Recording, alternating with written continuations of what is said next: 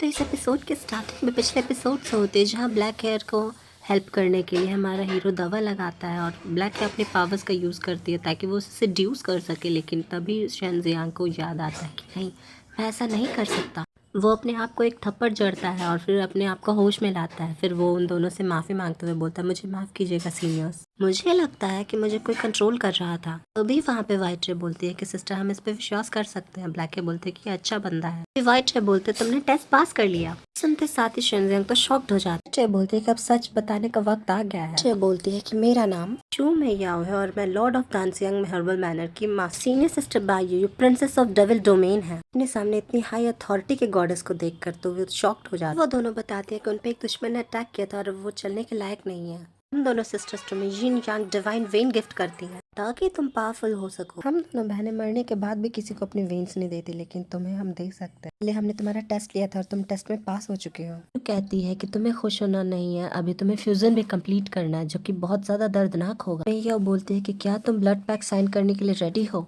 And future में हमारी help करने के लिए रेडी हो। जियांग बोलता है कि मैं रेडी हूँ, मैं सब कुछ करने के लिए रेडी हूँ। यह बोलते हैं ठीक है, तो चलो इस प्रोसेस को शुरू करते हैं।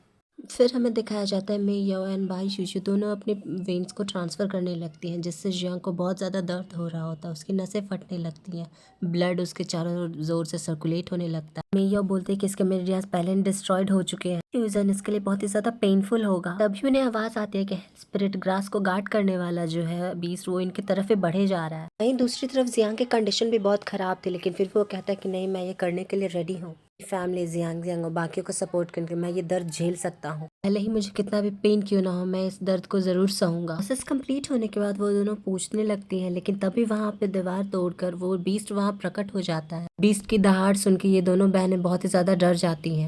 मेया कहती है मेरिडियंस ठीक हो रही हैं, जो घाव थे वो सारे हील हो रहे हैं। अगर ये लड़का सक्सीड हो गया तो इसके पास बहुत बड़ी अपॉर्चुनिटी आएगी। ये दोनों कहते हैं कि जब तक वो फ्यूजन कंप्लीट करता है हम दोनों उसके लिए टाइम निकाल लेते हैं। फिर वो दोनों उस मॉन्स्टर से लड़ने चली जाती हैं। वो मॉन्स्टर उनके अटैक्स की वजह से बहुत ज्यादा परेशान हो जाता है, तो वही नहीं रुकता, वो अपनी टेल से अटैक करते हुए उन दोनों को पीछे हटा देता है। हालांकि इस अटैक के कारण वो दोनों इंजर्ड हो चुकी थी। भाई कहते हैं कि अगर हमारे पास हमारी पुरानी स्ट्रेंथ होती तो एक ही अटैक में इस मॉन्स्टर का हम खात्मा कर देते। फिर वो मॉन्स्टर जियांग के पास चला जाता है और उस पर अटैक करने ही वाला होता है। मेया उसे रोकने की कोशिश करती है, अपनी पावर्स की मदद से वो उसको टेल को कैप्चर कर लेती है और वो उसे स्ट्रेच करने लगती है। हालांकि इस अटैक का तो उस पर कोई असर नहीं होता, वो अपनी टेल को इधर से उधर घुमाते हुए बचने की कोशिश करता है।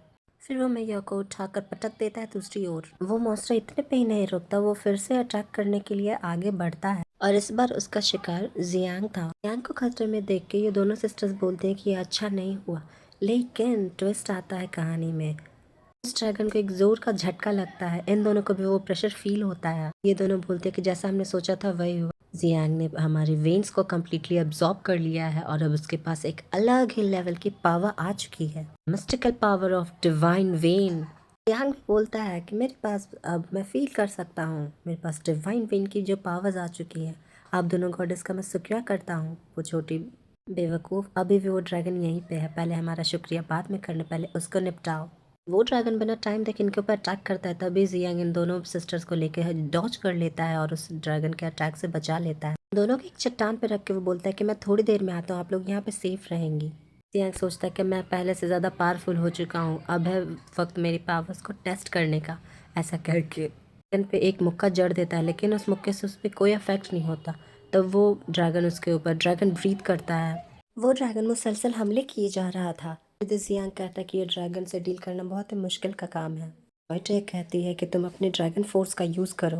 रियलाइज़ करते हैं कि अब उसके पास पावर्स आ चुकी है। वो अपने पावर्स का यूज़ करता है और एक कमाल का मुक्का जड़ देता है उस ड्रैगन के थोपड़े पे। ड्रैगन भी अटैक करता है, लेकिन जियांग अपनी फुर्ती का यूज़ करके उस अटैक को डॉज कर लेता है। उसके बाद वो बोलता है मैं इस बार तुमसे ज़्यादा फास्टर हूँ। फिर वो कमाल का मुक्का चढ़ता है उसके पेट में, जिससे ड्रैगन की चीख निकल आती है। फिर जियांग जो है वहाँ पे खड़ा होता है और कहता है कि रुको मैं तुम्हें बताता हूँ। तभी वो पूरी की पूरी जगह कोलैप्स करने लगती है और दोनों सिस्टर्स बोलते हैं कि बेवकूफ़ जल्दी इधर आओ, इस स्पिरिट रिंग पे अपना ब्लड ड्रॉप डालो और कॉन्ट्रैक्ट को साइन करो। गुफा को गिरते हुए देखकर तो वो ड्रैगन भाग जाता है और ये लोग यहाँ से निकलने वाले होते हैं। फिर वो दोनों सिस्टर्स उस रिंग में चली जाती हैं और जियांग अपनी पावर्स का यूज़ करके वहाँ से निकल आता है। फिर वो घर पे आता है तो वो उन दोनों के लिए पानी रेडी करता है जिसमें वो दोनों बात लेती हैं। वो दोनों जियांग को डराते हुए बोलते कि हमारे बारे में किसी को पता नहीं चलना चाहिए वरना मरने के लिए रेडी रहना। फिर वो दोनों बात लेने जाती हैं अंदर तो वो बोलता है कि रुकिए मैं बाहर जाता हूँ। ये सुनकर वो सिस्टर्स कहती हैं कि रुको तो मेरे पास तुम्हारे लिए कुछ है, ज़रा मेरे पास तो आओ, थोड़ा सा नीचे बैठो और मैं तुम्हें एक टेक्निक ट्रांसफ़र कर रही हूँ।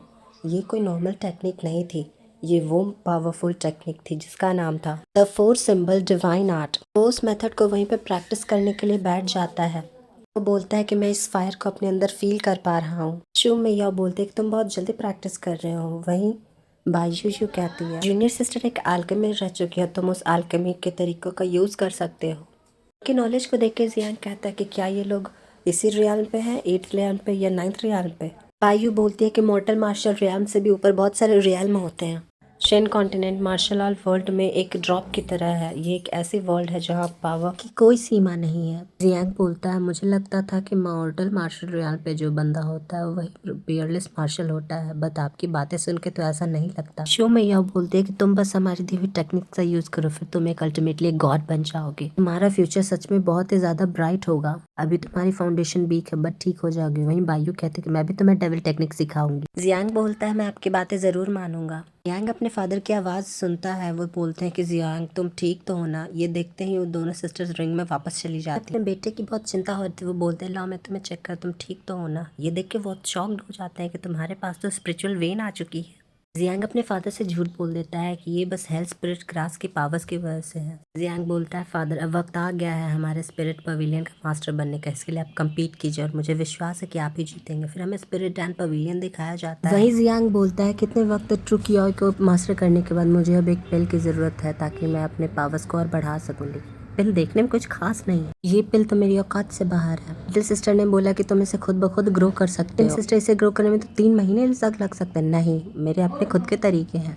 ठीक है मैं हर्ब्स यहाँ से ले लेता हूँ जो चीज़ें मुझे चाहिए। लेकिन तभी वहाँ पीछे उसे आवाज़ सुनाई देती है। कोई और नहीं ज़ेन हुआ और उसकी फियांसे थे जो यहाँ पे इसका मजाक उड़ाने आए थे। यांग उनको फुल टॉस इग्नोर करता है। वो बोलती है कि आपको इग्नोर इसने कैसे किया। इग्नोर तो उसके लिए एकदम बेइज्जती भरा। तो वो सडनली उसके ऊपर अटैक करने जाता है लेकिन अपनी स्पीड का फ़ायदा उठाते हुए जियांग डॉज कर लेता है। हालांकि उस पावर की वजह से वो टेबल टूट गई थी। वो शॉक था कि मेरी पावर्स की वजह से बच कैसे गया, ये तो बहुत ही ट्रैश था। इतना ही नहीं वो वापस उस पर अटैक करने की कोशिश करता है।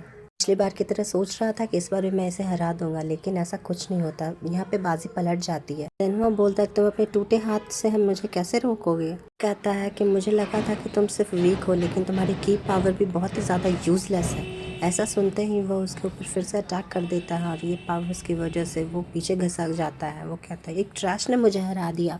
वो लड़की भी पीछे खड़े हुए बोल रहे थे कि आप इसे सबक सिखाओ यंग मास्टर। तभी वहाँ का एक एल्डर आता है और बोलता है कि ये सब क्या चल रहा है, तुम्हें पता है नहीं यहाँ नहीं लड़ाई करनी। वो सॉरी बोलते हैं वो दोनों। जियांग बोलता है कि मैं नहीं, ये आदमी यहाँ पे लड़ाई कर रहा था। फिर वो बोलता है कि डैन पवेलियन में ऐसा करने की ज़रूरत कैसे हुई। फिर ये दोनों आपस में झगड़ा शुरू कर देते हैं। वो कहता है कि तुमसे तो मैं बाद में निपट लूँगा, एक बार मेरे फादर यहाँ के पैट्रियार्क बने फिर तुम्हें मारना तो बहुत ईजी होगा। अभी के लिए मैं तुम्हें जाने दे रहा हूँ। जियांग की पावर्स को देख के वहाँ पे लोग सारे स्तब्ध रह गए थे। वो लोग बोलते कि इतनी कम एज में ऐसी पावर को हासिल करना है बहुत ही इनक्रेडिबल जीनियस है। फिर वहाँ पे डैन पवेलियन का मास्टर को दिखाया जाता है। वो बोलते हैं मुझे लड़का इंटरेस्टिंग लगा। इसी के साथ ये एपिसोड खत्म होता है।